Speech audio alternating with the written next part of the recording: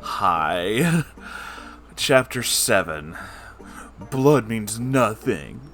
I had to read it like that because this is the most... Oh, this chapter above so many is the biggest pointless...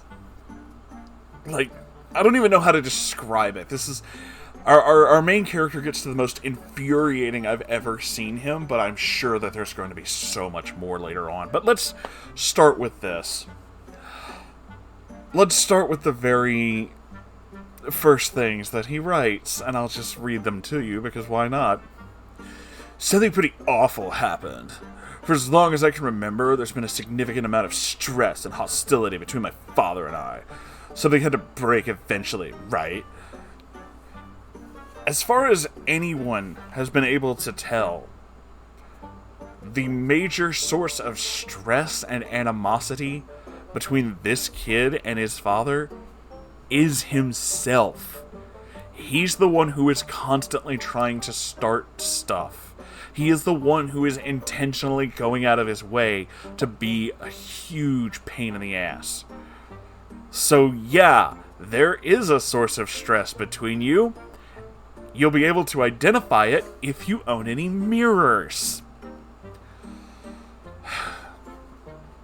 So they're going to his aunt's place, who of course he doesn't like. I know, you're shocked. And the father's girlfriend is with them, so it's the three of them going to see his aunt, and he's in the back seat and is all mad because he wanted to go out with his girlfriend. And how dare his dad ruin his life by choosing, his girlfriend over Greg's girlfriend. That's just so unfair. Part of me just guesses, because this was not described in this chapter. Part of me guesses that all the plans that Greg had with his female counterpart unit were basically just them hanging out and having sex again.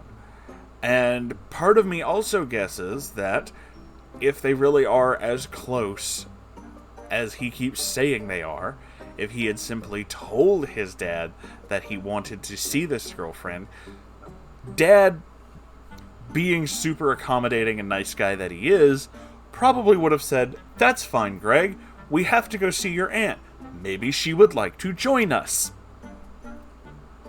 Yeah? No, that's not what happens. Because in this one we have to have the complete, nonsensical moments. This reads like the angry machinations of just the most annoying teenager.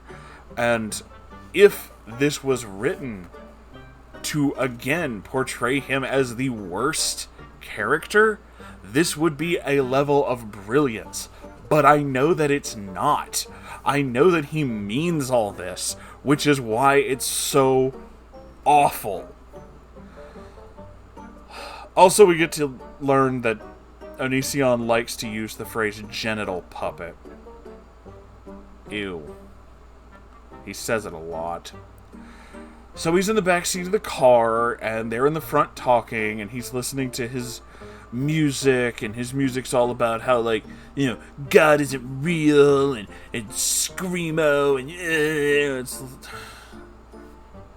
Again, and I have to keep bringing this up because he likes to keep positioning himself as some sort of, atheist, big-brained super genius. But that is fucking stupid. I don't even know of, any actual bands that I like who would ever write a song like that. The closest thing I can come to the idea of a musician in a song saying that they don't believe in God would be like John Lennon's Imagine, and even then it's not like a statement. It's like a hypothetical of imagine what the world would be like if things were like this. I don't fucking know what he's talking about, but it's stupid and it makes me angry. So He's listening to his screamo in his headphones, and he just keeps turning it louder because he can't stand listening to them talk about things. And at some point, apparently his headphones are so loud that his dad is like, "Hey, can you turn it down a little there, bud? We can kind of hear that up here, and we're trying to have a conversation." It literally is not that he's just like, "That's a blasphemy." No, it was literally like, "Hey, that's really loud, man. Can you just turn it down? Like, I don't have a problem with you listening to it. That's cool. But, like, not so loud, dude. Also, you're wearing headphones. Why does it have to be that loud?" Well, of course, Greg doesn't do that because he's being a little shit, and he has to keep his music really loud because, you know, he's angsty and doesn't like things. And he asks him yet again. And I'm quoting. "I could see his girlfriend giving my father concerned looks in response to my blaring music. He had to do something to establish that he was still the alpha male in the car. God forbid he rise above." You know, that street goes both ways, buddy boy. God forbid you actually start treating your dad like an actual human being who obviously cares about you. God forbid you rise above.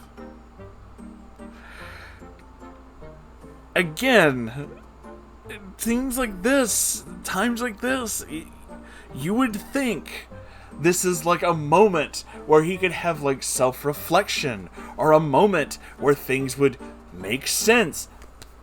But that's not what he's doing. No, instead they get into a fight. And I don't just mean a verbal fight.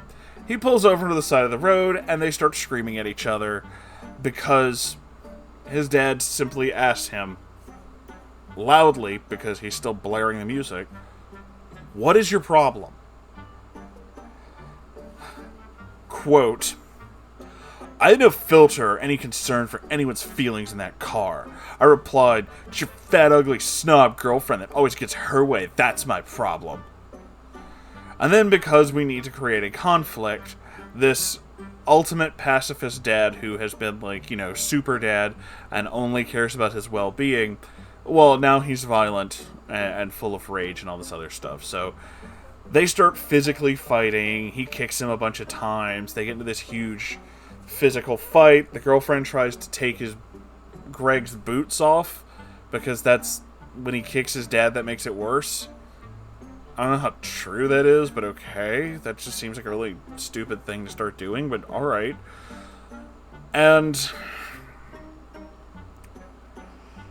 And so, we get to these wonderful moments. We get to him yelling angrily at his dad after they have a fist fight. He yells the phrase, "You know, Dad, I would say I love Satan, but I don't even believe in him." And his dad replies, "Well, good." And then we get this wonderful little diatribe. "Really, Father? Your son being willing to say I love Satan if he actually believed in your religion legitimate is a well good situation? Really?" Yeah, he is going to say something like that to you, Greg, because you're being a little shit. And he doesn't take what you're saying seriously. Nobody fucking does, dude. You sound like an asshole. But of course, you know, because he's such a super strong dude, every time he hit him, now his dad's like all bleeding and shit because he's super strong and all this other stuff. And then, like the brave alpha male he is, he runs away without his shoes to the other side of a gas station. And again, right back into, how could this happen to me? Why is everything so horrible to me? Nobody understands me. Dude, you're the engineer of this situation. Like, the only reason shit went this bad is because you fucking wanted it to. This is like a perfect example of how like a manipulative bipolar sociopath would act. And considering who wrote it, yeah. So after a bit, the police show up and he tells the cops about how, his dad attacked him or whatever, but it looks more like he attacked his dad first because, one of us is bleeding and it ain't him, so yeah.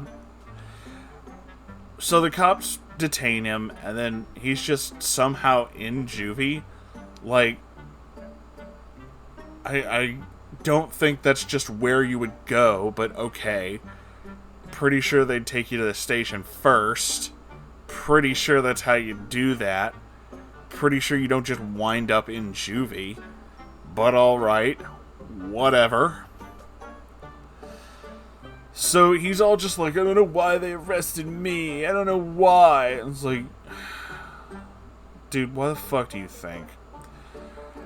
But, he talks about how he felt the most safe inside the prison cell because, it was so welcoming and he's like away from everybody and he felt more safe when he was being locked up away from these stupid people. Yeah, alright. Quoting again, all I really did through my time in juvenile hall was push-ups and play cards with other inmates and smile.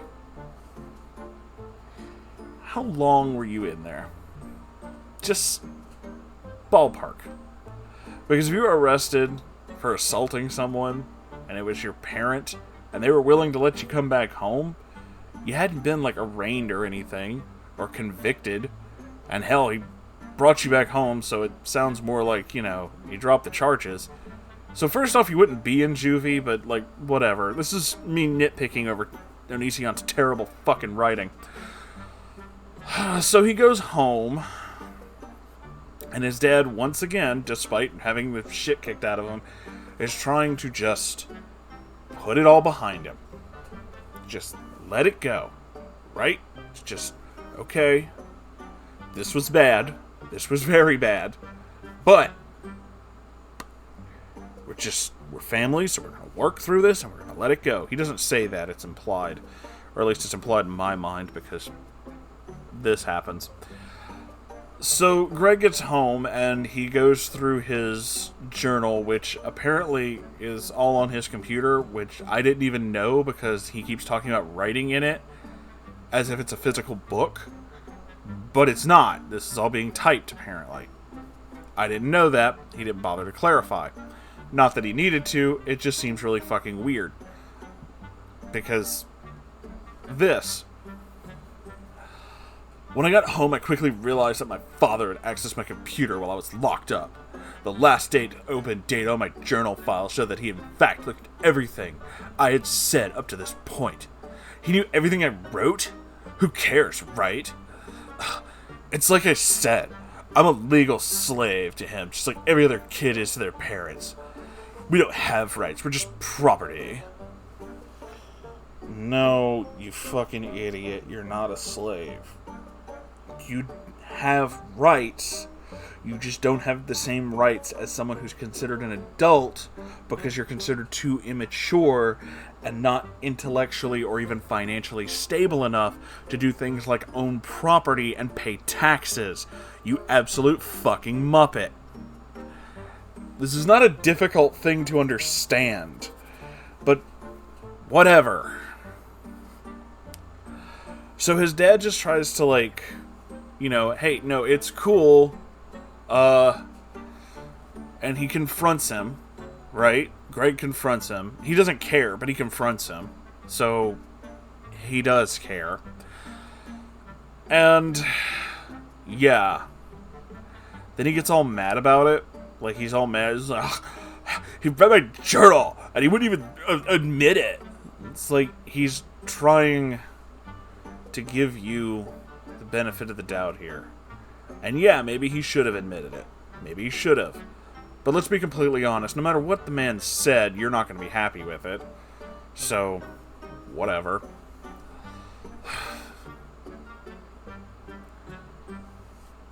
And then we get this wonderful grouping of sentences, because of course we do. Where's your self-righteousness now, Dad? Where's your invisible friend to save the day? Your family's falling apart, your girlfriend remains a freakish bullfrog creature, and you're still just another carbon copy simpleton occupying yet another carbon copy home, and a carbon copy street, and a carbon copy town. Are you still praying for me, Father? Because things keep getting worse, and maybe you aren't praying hard enough. Shut the fuck up. Seriously. Seriously. Fuck off with that little self-righteous bullshit. You're just a copy. You're not better than anybody else. Bro, do you know how many times I have heard this kind of bullshit line come out of people? For fuck's sake, that's the entire joke-like sentence that the guys who wrote South Park did to talk about how non-conformist the goths were in their group. You have to be a non-conformist like us, which means you have to dress exactly like we do and do all the things we do, because that's non-conforming. That is exactly who you sound like, Onision, except I know for you, it's not ironic. You meant that shit. And you still do.